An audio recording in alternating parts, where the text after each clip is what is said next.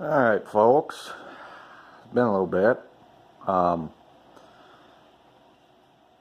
kind of feel like I should elaborate on why I'm so distracted from the little StarCraft project, but I got quite a few distractions actually. This is probably my primary concern right now. I took the old Cobra Jet out for its annual test run.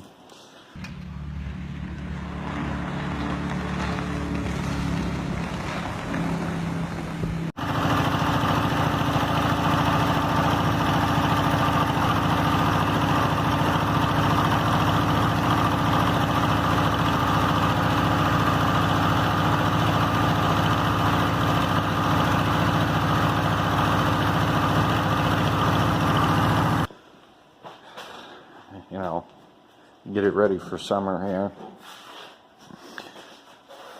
Got a local lake not too far from here. That's it's more of a flooded river,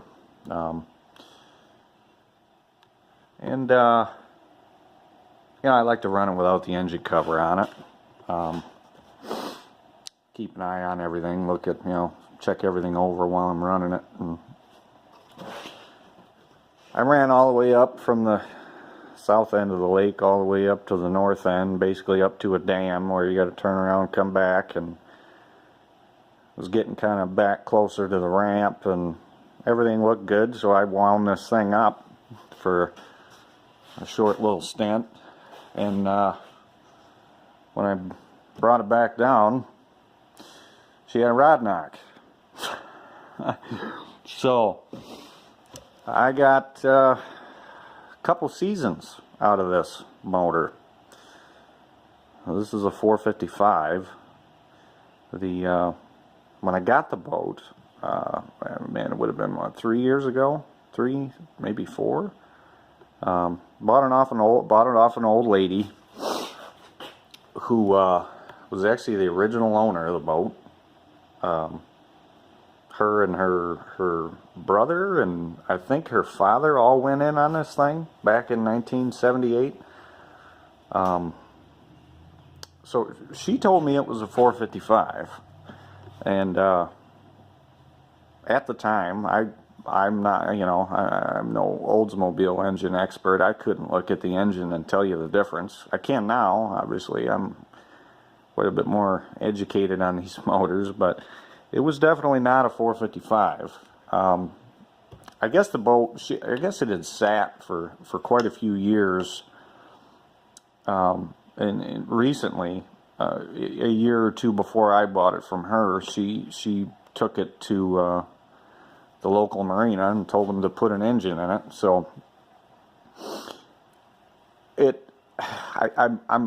can't remember exactly, but I think I ran the numbers on this thing, the old engine, when I took it out, because it was getting boned out, and I think I ran the numbers on it. I thought it was an Olds 350, but I actually spoke with a gentleman whose relatives built these boats, and man, I always forget if I think it's Wisconsin, or maybe it was Minnesota. I can't.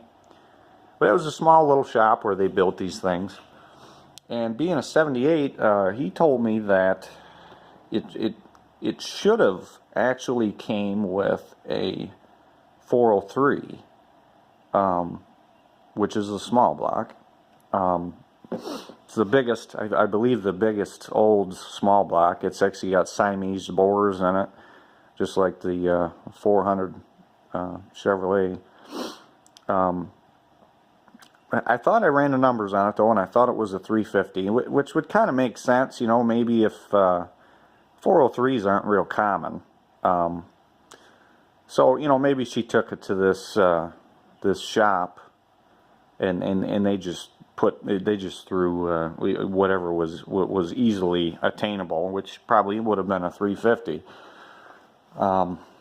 So anyways, I pulled that motor out because it was tired, and I found this 455 a few hours north of where I'm at. Guy had it in a storage unit.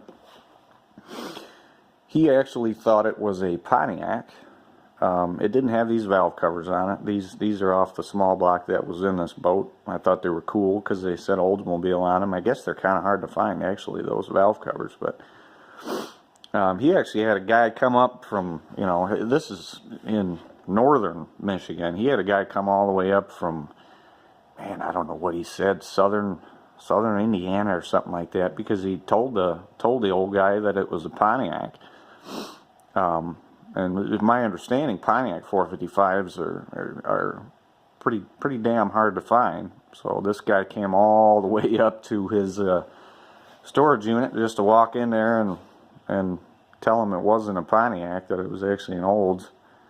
So that guy kind of got screwed. But so the guy put it back up as an Olds 455. I went up there and bought it. I don't remember what I paid for it. It wasn't much, $500-600, and it was set up. You couldn't turn it. It wouldn't roll over.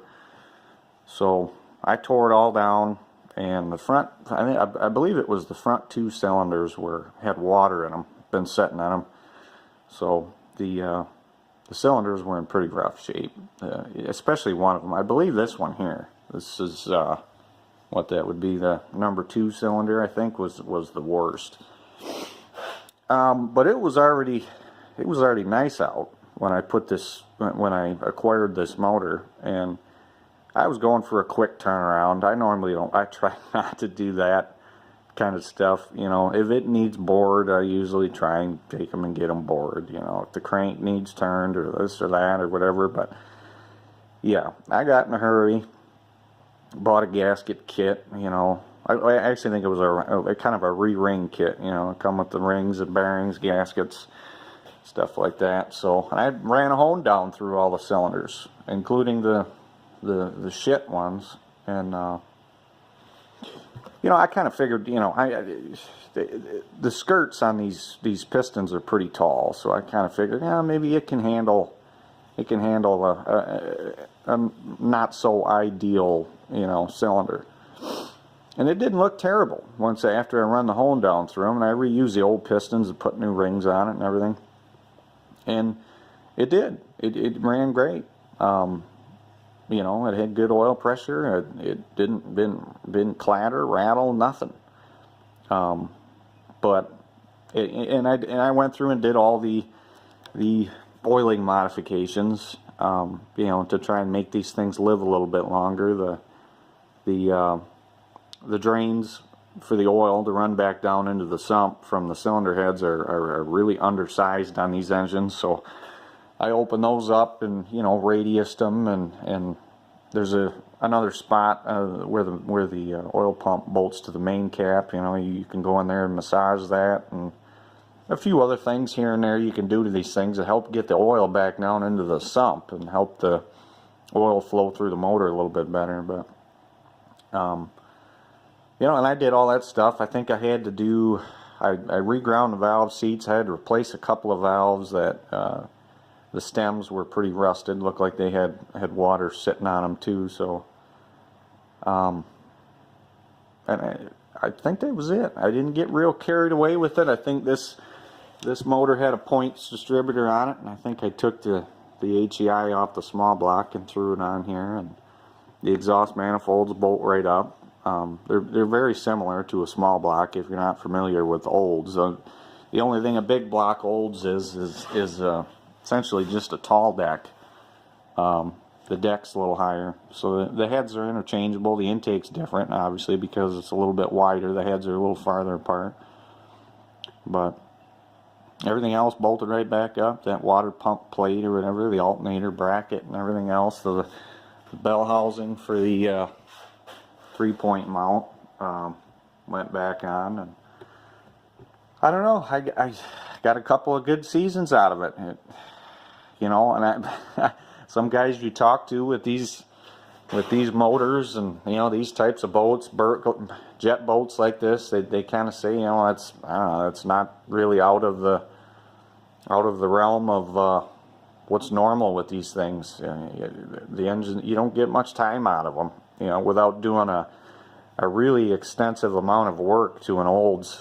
You know, it's funny because a lot of these boats, there's more Olds powered Berkeley boats than anything out there, and it really just seems to me like the Olds is a really poor choice for something to run high RPMs around a lake all day long. I don't think Oldsmobile had that in mind at all when they design these engines. You know, I think this 455s in particular were more or less just kind of made to lug around big heavy station wagons and stuff, low RPMs. So I don't think it's the greatest engine for a boat application by any means, but so I don't know what I'm going to do. My little brother is I think he loves this boat more than I do. He's bound or determined to keep the boat, the soul of the boat together. He doesn't want me coming in here and changing the power plant and stuff. He doesn't want me to put a fuel injected, you know, something in LS or small block or something in here, something that would be cheaper and easier to build and would probably hold up better, something that doesn't have oiling issues. And you know, I don't think he's gonna let me convert it to a small block Chevy or something that's, you know, that's cheaper and easier to get a hold of. And he wants to keep it an Olds, and I think he really wants to keep it a big block Olds. So he's not allowing me to do anything until he can see if he can round up another 455. So he's down in the Detroit area, so I don't know. Maybe he'll be able to find one down there that is a running motor, and we won't have to do much with it. So it sucks, you know, because I'm getting pulled away from this project, but it's nice out. So I gotta have I gotta be able to go boating when it gets nice out. It ain't nice for very long up here in mid-Michigan. So this thing, all I gotta do is change the motor out, and I can have a boat for the summer, because I gotta have at least one of these damn things going while it's nice out. So I don't know. I guess we'll see what the brother can come up with. Maybe we'll get lucky and we'll stumble on another 455. And, you know, maybe if we can get two of them together, then I'll pull this one out in the wintertime or something. I'll go through it and fix it and get it freshened up, and then just have it on the stand ready to go for when we blow the next one up. And we'll just keep going back and forth, you know, between engines, you know. And it's like he said, how much fun that we have in this damn boat up at the cabin. He's like, if we got to put a motor in the thing every couple of years, you know, it's more than worth it. You know, with how much, this boat is just an absolute riot. Especially ever since we did the diverter on it. I mean, it's just it's about as much fun as you can have on the water, I think. So. And I kind of agree with him, you know, like whatever, we got to throw a few $100s at it and get a motor in it every couple of years, then so be it, you know. So that's my first little distraction here. And my other one out here is this little S10 truck. So me and the wife were looking at getting her a new vehicle. She's got an 07 Tahoe that I bought off of a friend of mine who's a traveling salesman, and so he put, you know, 1,500 miles a week on the damn thing, driving all over the state. So that truck's got just ticked over 500,000 miles, that Tahoe. And don't get me wrong, it goes down the road, it runs great. I don't know, it still functions, but it's kind of nickel and diming me, where I got to tinker with it pretty frequently. So we started looking at new vehicles, and you know, and that in turn kind of I got to thinking, like, man, I got too many vehicles sitting around here, and I've been daily driving that little Camry out there. It's a little 96 Camry with a 5-speed, and it's the only sensible vehicle I own around here. You know, I only bought it. I bought it. I was only going to keep it for a couple of years while the wife was on the other side of the state going to college, and I was driving down there every weekend, and I was driving the Jeep. You know, so I was spending a lot of money on gas, so I just bought that little Camry. You know, and I figured when she got done with school and I didn't have to drive down there every weekend, I would just get rid of it. But I ended up keeping the car. You know, it's since been 4 or 5 years later, and I still got it, and it's been a great car. I mean, I firmly believe that body style, the old 96 back to, I don't know, when was it, 91 or something? I firmly believe that's one of the most reliable cars that was ever put on the frickin' road. All together. They're easy to work on, and they just run and run and run and run and run. They're just great little cars, but I don't go very far anymore. I work right around the corner. I mean, I could damn near walk to work. And a friend of mine, his daughter wrecked her, just started driving, wrecked her Honda. And I don't know, I started talking about it, and he, you know, he said it'd be a great car for her. I guess she's pretty good at driving a stick. So, I don't know, I guess I kind of saw it as an opportunity to get rid of one of these damn vehicles and not replace it with something, you know, clear a spot in the driveway. So this, I got this truck for nothing. I literally got it given to me, and this was a good friend of mine's truck back in high school. It was his pride and joy. He absolutely loved this truck. He would wax it and polish it. And I loved it. I always liked the truck. And he sold it to another friend of mine, and he drove it through college. And I told the second buddy who got this truck that whenever he got done with it, I didn't care what kind of shape it was in. I wanted the truck whenever he was done with it. So I think it was a couple years ago. He finally, you know, I mean, you can see he drove it through the winter, and the truck's pretty rough looking now, and he finally decided he wanted to get rid of it. He ended up just giving it to me for next to nothing. I don't even remember what it was. I give him $50 or something for it, but all kinds of issues. Carrier bearing, U-joints, the distributor was bad, a whole bunch of other problems. And I've since got it on the road and been driving it back and forth to work, and it's got a terrible vibration to it, which that's what. So I got new motor mounts and new transmission mount. The passenger side motor mount is completely like collapsed in on itself, and so the engine's like, the oil pan is literally laying right on the cross member. So I think that's where the vibration's coming from, because it is terrible.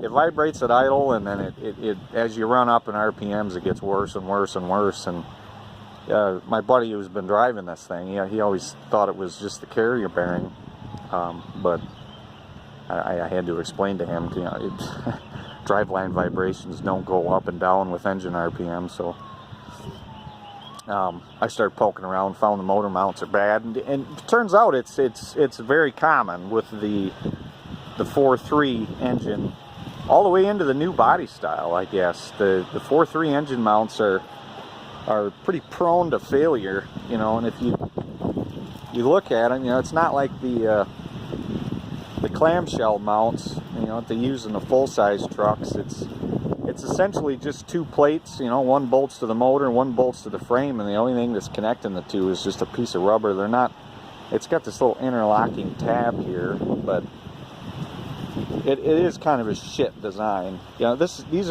are real similar to the ones I put in the Chevelle. You know, They might even be the same. They look very similar. So and I had ordered these, and they came, and then of course afterwards I looked it up, and there is a few upgrades. There's better mounts that you can put in these things to get them to stay together, I guess. But I don't know. I already ordered them, and I'll throw them in there and see how much time I get out of them. If I end up tearing them up, not much time, then I'll maybe think about doing the aftermarket upgraded mounts.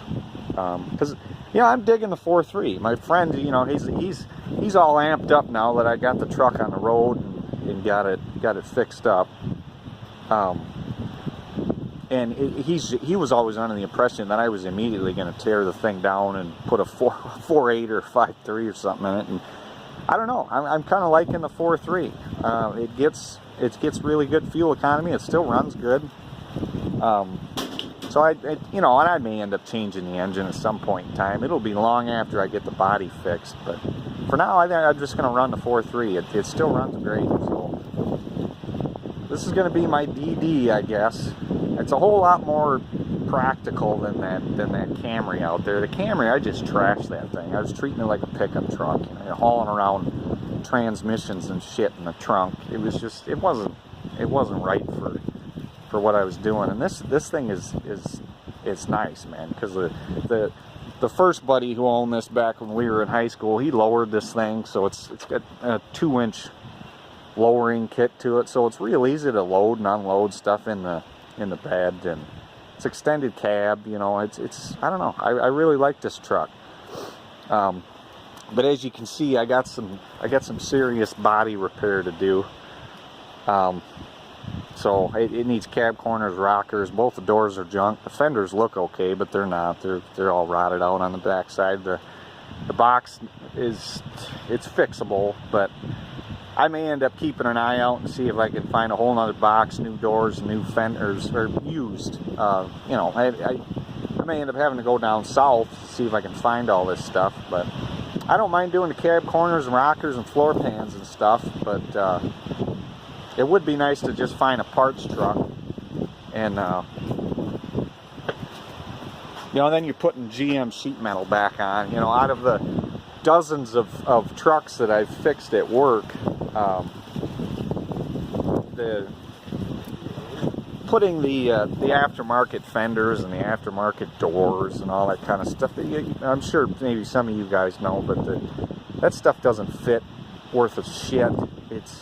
And the steel they use is a lot thinner than the original GM steel. So hopefully I can maybe go take a trip down to Tennessee or Kentucky or something like that and see if I can find just a parts truck, and then all I got to do is fix the cab.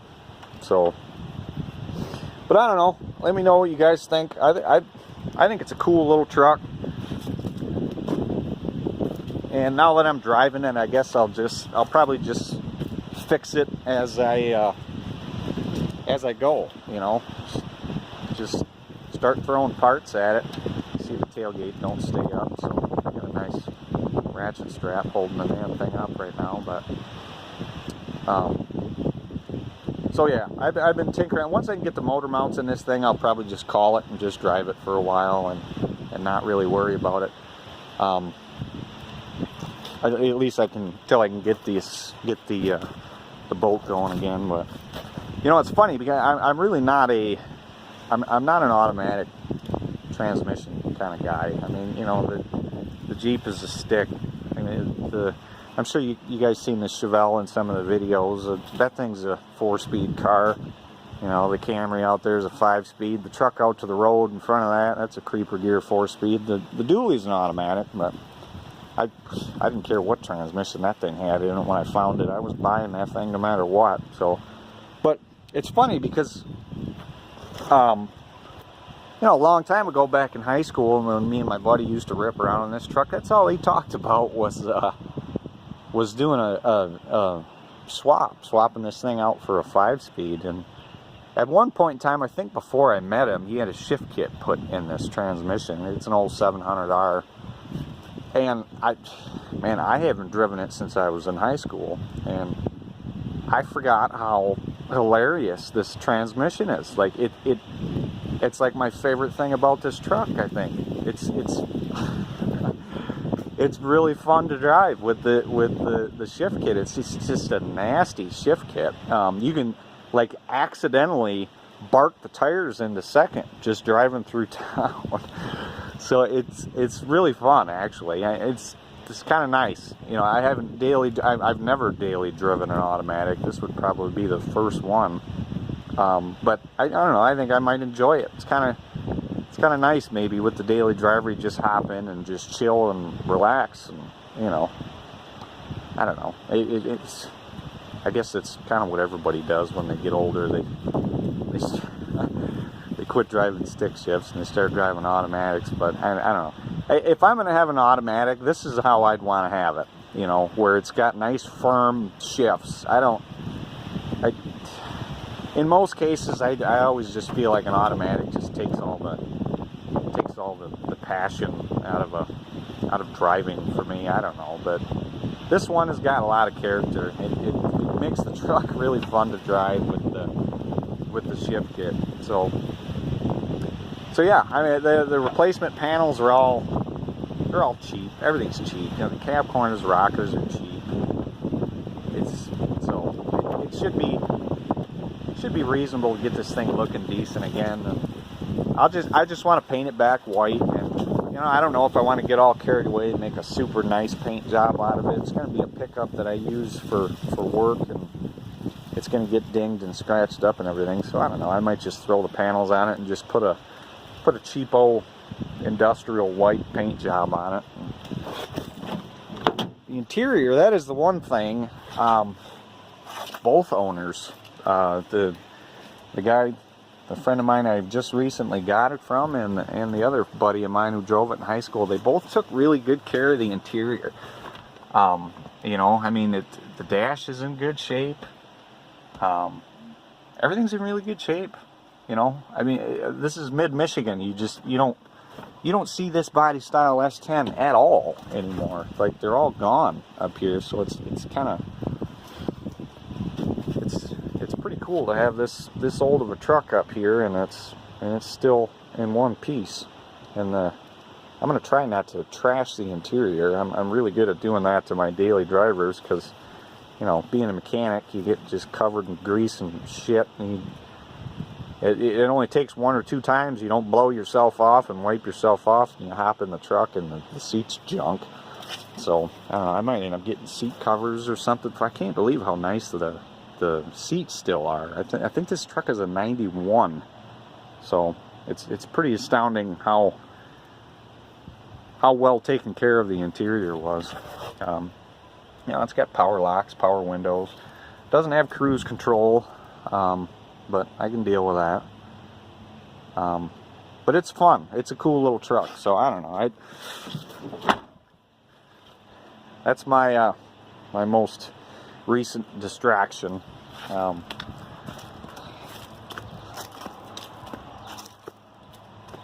So I'm still poking around about the dually in terms of the getting the diesel swapped into it, and trying to figure out the best way to do it. You know, because I don't want to spend, you know, $10,000 doing this swap. You know, I'm already really far ahead, because I got the engine for free.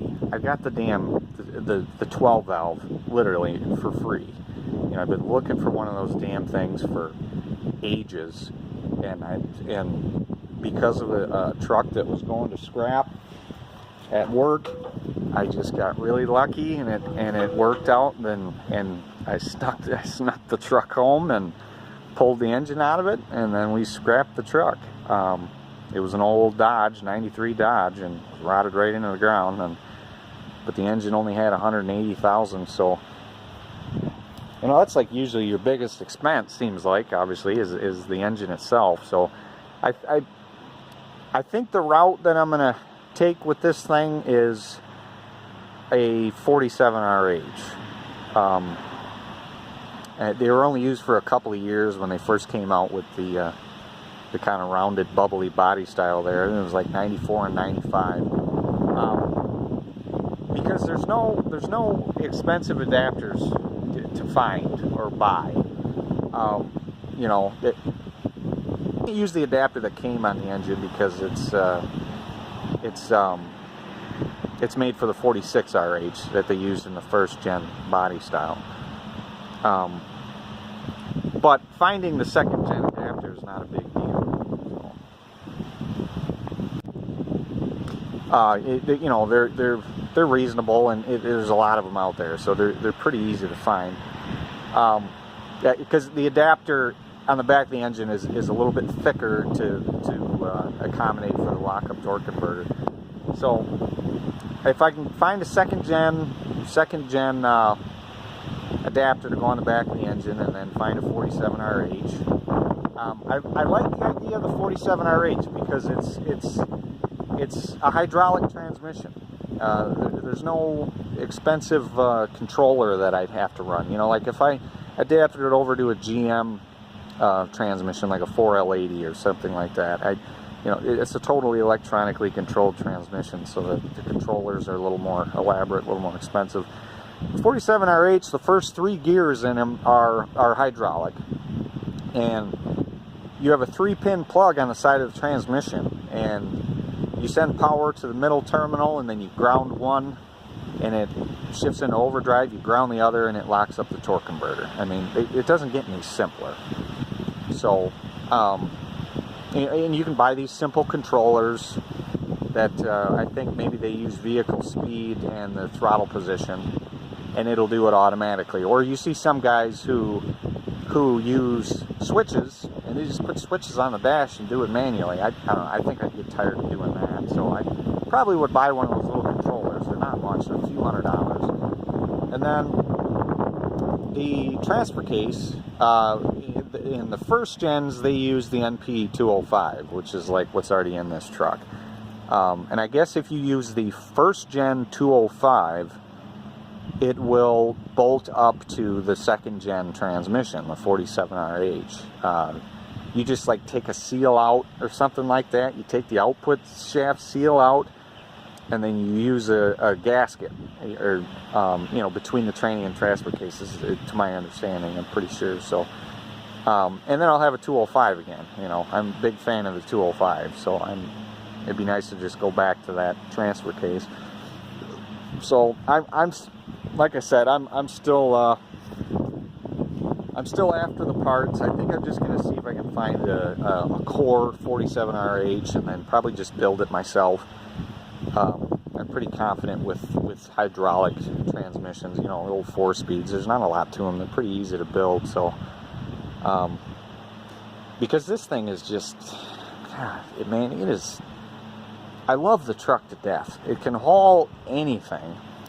And technically it can kind of tow anything, but it's just unbelievably gutless. I got the gauge cluster all tore apart, so I got a wire shorted out for the blower motor somewhere inside the dash. But the truck, it's a TBI 350. It's a small block truck, which is kind of strange, obviously, being a 1-ton. You know, you'd figure it would be a 6.2 diesel or a 454, but it isn't just, it's not terrible, I guess. The truck's got 410 gears, you know, so with 410 gears you can kind of compensate for only having 200 horsepower and 300 foot-pounds of torque, but it's just, it's god-awful slow. And I can deal with that. I don't particularly care how fast the truck goes or how much it gets up and moves down the road with a load in it. I really don't care. I'll just be a little patient with it. But it's the fuel economy that is just, it's dismal. It's absolutely awful. I mean, 8 miles a gallon, but unloaded. It's just, the fuel economy is miserable. So that's the part that I'm really looking forward to, because it seems like a lot of the guys that you talk to after they go to the 6BT, they're getting 20 miles a gallon, if not more than 20 miles a gallon. You hear some of the guys with the two-wheel drives, and they're getting 25, 26 highway after they swap over to the 12 valve. So that's the part that it would just make it so I can enjoy the truck more. I could drive it more, I could use it more, because right now I don't use this thing unless I have to. It just sits here. I don't drive it unless I absolutely have to, because it costs a fortune. It just seems like every time I get the thing out to use it, I gotta fill both tanks. I'm hauling the boat up to the cabin up north, or whatever, hauling the Jeep to the off-road parks. Every one of them is a couple hours away, and the thing goes through fuel like mad. So I think it'd be really nice starting to get a reasonable amount of reasonable fuel economy with the truck. So anyways, so I'm not sure exactly when I'm going to get to this project. I'm really actually probably should put it off until winter time, because it's summertime. I have to use it so much that. So maybe I'll probably try and get the little aluminum boat in there, at least so it moves and goes under its own power and everything, to the point where I can just kind of tinker with it and finish up the odds and ends as I go. And then in the winter time, maybe we can tear this thing down, and that is after I get all the parts stuff rounded up for it. I don't know the best method for the engine mounts.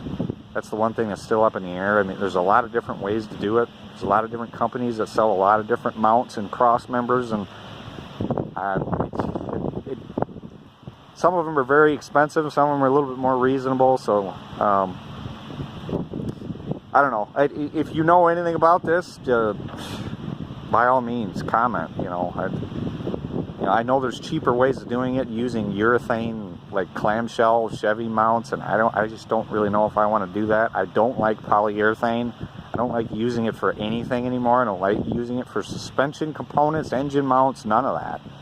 I don't like it at all. I think it's good for maybe if you're building a sports car or something like that, okay, and you're trying to stiffen the suspension up, but diesels vibrate like hell, so I don't think using urethane engine mounts is going to be, I want the thing to be comfortable. I want it to go down the road like it did, like the engine came in it from the factory. So like I said, you know anything about this, comment, let me know what's the best method to get that engine in there and not spend $20,000 doing it. So I'm just wandering around all over the place here, showing you all my pieces of garbage. This is the Camry, so this thing's going down the road. It's been a great car, but I got to get rid of something. So I think this is the thing that's going to have to go. Got too many damn vehicles in the driveway, and I'm probably an idiot selling the only reasonable vehicle in the whole driveway, but this thing has been sitting up here for a couple of years, and I just about cry when I see it, because it's the biggest piece of shit looking vehicle that I own, but this thing is my absolute pride and joy. I've had this truck longer than any of these vehicles. I bought this thing, it just seems like ages ago, and this thing started life. It was a piece of shit when I bought it. It didn't look much better than it does right now when I bought it. So it's not like I ran it into the ground. It was definitely ran into the ground well before I got a hold of it. But so this thing started out as a half-ton 305 700R automatic, 208 transfer case, 10 bolts front and rear. So, and the thing was always just a complete dog. This had no power, just none. And unbelievable how gutless this truck was. So, I mean, you would not, you'd be mind blown as to how slow this damn thing was. And so, I don't know, after owning it 4 or 5 years, and I don't remember what, I had like 35s on this truck or something, with the 10 bolts and the gov lock in the back. And so I figured, okay, you know, if this thing is really going to be this underpowered, you know, I'm gonna do a big block. We're gonna put a big block. So I built this 454 for it, and we threw it in the truck. First off, we threw it in the truck, and I just bolted it right up to the 700R that was in the truck, and it literally took about 15 minutes, and it smoldered that transmission. It was junk. So after that, I swapped in this creeper gear, 4-speed, and 205 setup, and then the truck proceeded to, you know, and after the 454 was in this thing, and I had this transmission all in here and everything, it was still just, I was not impressed by the 454 at all. Like, I'm like, man, it didn't seem to help it that much. And it's a good, you know, it's a peanut port truck head 454, so it's nothing crazy, but RV towing cam, flat top pistons, long tube headers, you know, I would, you know, mid 300 horsepower, probably close to 500 foot-pounds of torque. And it, I mean, should have been anyways, and it just, the thing just couldn't get out of its own way still. It really was not that impressive. So after we did the tranny and transfer case, it proceeded to start throwing drive shafts out of it, you know, like it was going out of style. Just left and right. I could not keep a drive shaft in this truck because I was still running the half-ton stuff. So it was 1310 series U joints. And I just kept breaking them and breaking them and breaking them. And finally I started using the Spicer, the Spicer forged joints through the whole truck. So then I could kind of keep the shafts in it. Well, then I just break, and then I mean, you can imagine what happened next. 10 bolt axles. So I started breaking the axles over and over and over and over and over again. And then one night actually, I broke the front axle joint. We went out there the next day because we left the truck in the woods, and just trying to help the truck out as it's being winched out, I broke a rear axle shaft. So now the truck was totally dead. We had to drag it all the way out the woods. Took all frickin' day long, and got the truck back out to where I was keeping it at the time, a friend of mine's house out in the boonies, and just rolling it off the trailer, the ball joints popped out of the one side and the wheel fell off, and I'm like, that was it. The truck was telling me something. It's time to do the axles. So it sat for like 3 years, because I don't know if any of you guys know how hard it is to find a front Dana 60 for one of these things for a reasonable price, but it's not easy, at least where I'm at. I don't know. So the first thing that we rounded up was the 14 bolt, which you know, these aren't hard to find. You can find these damn things all over the place. They're you know, they're reasonable. So we got this thing in here. I did a disc brake conversion on it, so I don't know if you can, you know, using the Chevy calipers. And then it sat again. It sat again for another, man, probably a year and a half. And then, again, the same situation as the 12 valve. I wound up with the other truck. There was a crew cab 86 Chevy that was going to scrap, and guess who wound up with the front axle? So same as the rear end, I totally rebuilt the front axle. Everything in it's new kingpins, new axle joints, and all new bearings and everything. I did the ORD crossover steering. The steering box brace kit, and used the old springs that were in it, same springs that were in it and everything. I put all new shocks on it all the way around.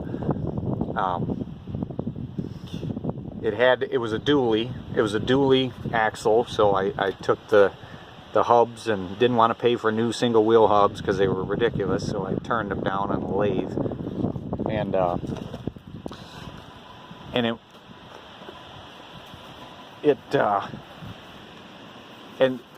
when we went to do all this, I didn't want to deal with the drive shafts again.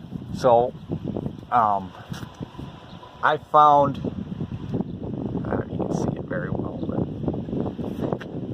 I found 1410 series yokes for the entire truck. 1410 yoke for that, for a 14 bolt, not too hard to find. 1410 yoke for the back of the 205 here. You can see this additional cross member I added back here. It's kind of a cool little kit that you can buy, but because I kept breaking the extension housings between the tranny and the transfer case. But so you got a 30 spline 1410 yoke in the back here, not terribly hard to find. 1410 yoke for the 60, a little bit harder to find, a little more expensive. And then you obviously have a 1410 yoke at the front output on the transfer case. That one is the hardest one to find because that's an oddball 30 spline output shaft, which is only used on GM, I believe. But I was able to, because I was able to get all of them, I built my own 1410 shafts, and that's the end of your drive shaft issues. I haven't had any issues with the drive shafts at all. Deleted the CV on the back of the front drive shaft when I built the new ones. So finally, you know, I had something. I had something that would stay together. You know, I pretty much ruled out all the weak points. At least I tried to. This damn footing. There we go. So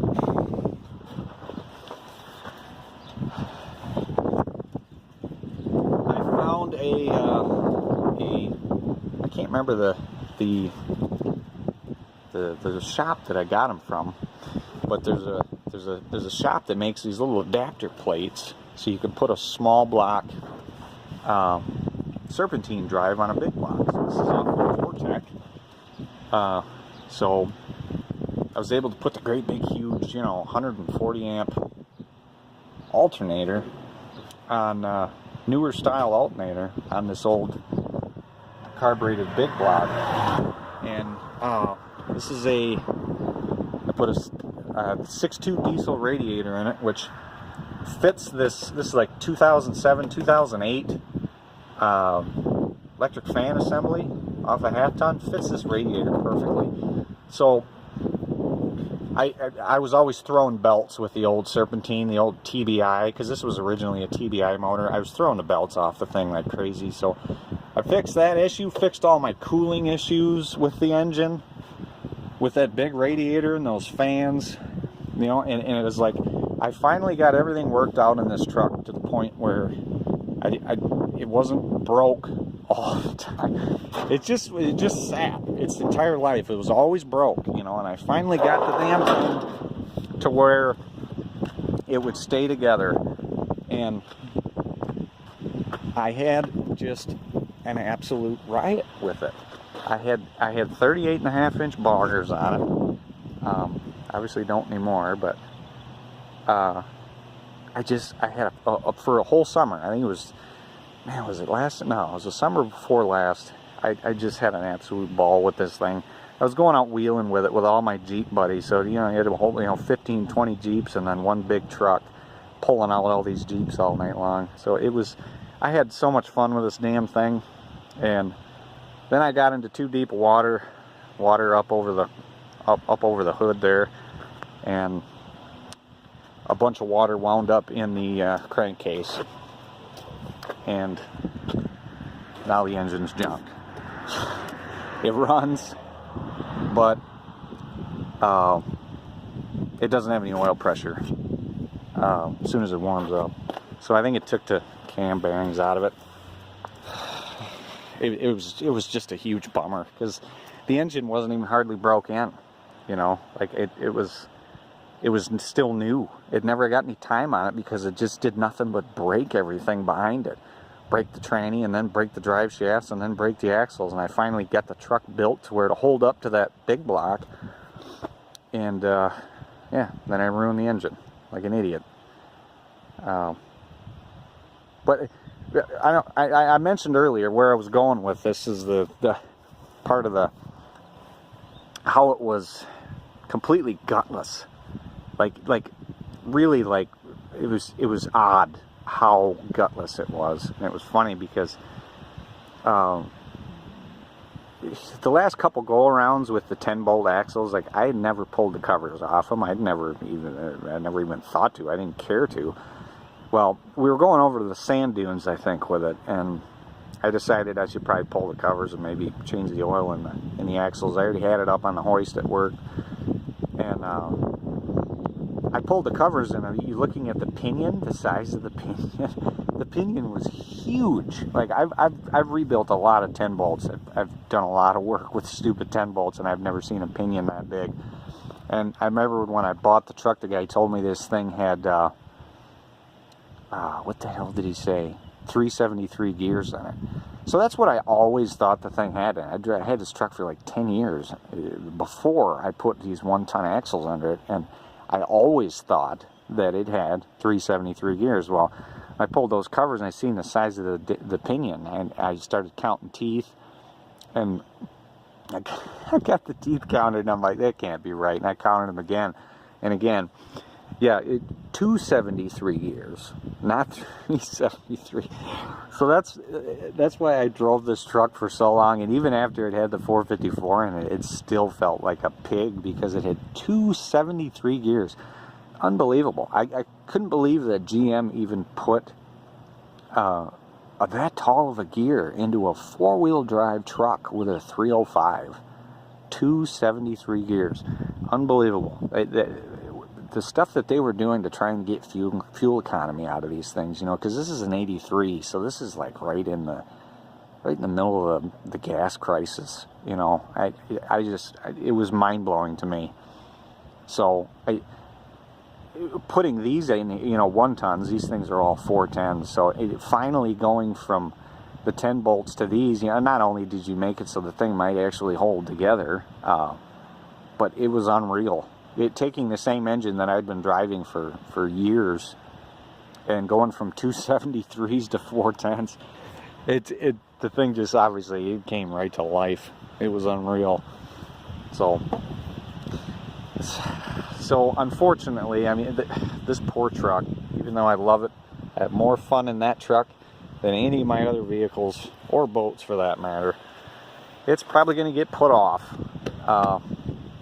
Until that thing gets a diesel and the aluminum boat gets done. So I don't know. I figured I'd wander around and show you guys some of my stupid toys and explain to you why I can't get nothing done on that damn aluminum boat, because I keep getting distracted with all these other beaters.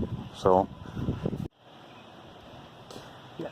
I don't know. Yeah, let me know what you guys think. If you think I should fix this little beater up all the way first, or if I should get that thing done first, or maybe some of you think I should get the old beater out to the road back together first. I don't know. I can't never make up my mind. That's why I can't get nothing done. I end up chipping away and doing little things on everything, and then nothing gets done. So anyways, yeah, I figured I'd wander around, show you all my junk. about the only reliable vehicle I got is that little Polaris. Everything else is just a bunch of pieces of shit. So I am going to try and get the blue boat going first. It's just like I said, so I got something to run around with, or go boating with this summer, and I'll let you know how that goes. What I end up putting in it for a motor, but whatever it is, it's going to be the same thing as a few years ago. It's going to be quick. Just get something in it so I can run it this summer. And hopefully after that, I mean, as long as I can get this little S10 to the point where it's drivable and not vibrating my teeth out of my head, then I'll probably just leave that alone and just drive it, and then I can get back to working on the aluminum boat. So I'm sure that's what a lot of you guys are watching for, is my crazy StarCraft project. So yeah. I apologize, I haven't got a whole lot done on that boat. Life kind of happened in the past couple of weeks. Been stupid busy with side work and full time. My day job is we've had work like crazy, so I've been working long hours and haven't had a whole lot of time to be out here in the garage. So, but soon enough, I'll hopefully be posting some progress videos again on the StarCraft. So, because I think I'm getting to a point where the progress is going to start going a little bit quicker with that thing, when I can finally get those damn floor panels all in there. I got so damn frustrated with it because it just didn't. It seems like there's contamination like ingrained into the aluminum of the boat, and there's really nothing I can do to clean it, and I just have to deal with I just have to weld it, and it's I don't know if any of you guys are familiar with TIG welding, but it's extremely picky on how clean it is, and it didn't matter what I did to clean the substrates beforehand. The welding has just been contaminated, and I'm almost done with them. I'm literally, I know I keep probably saying that, but I'm literally, there's like almost nothing left to do on those floor panels, and then after that I'm not going to be dealing with this contamination anymore. I'm just not. It's going to be clean welding from this point forward. So yeah, hopefully after these stupid floor panel things are in there, the progress is going to start going a little bit quicker when I do get back to working on that thing. So, well, I appreciate your guys' time, and thanks for watching, and I will get back with you. I'll probably be maybe about the Cobra Jet on what I end up doing with that thing to get it back running. So yeah, thank you. Have a nice day.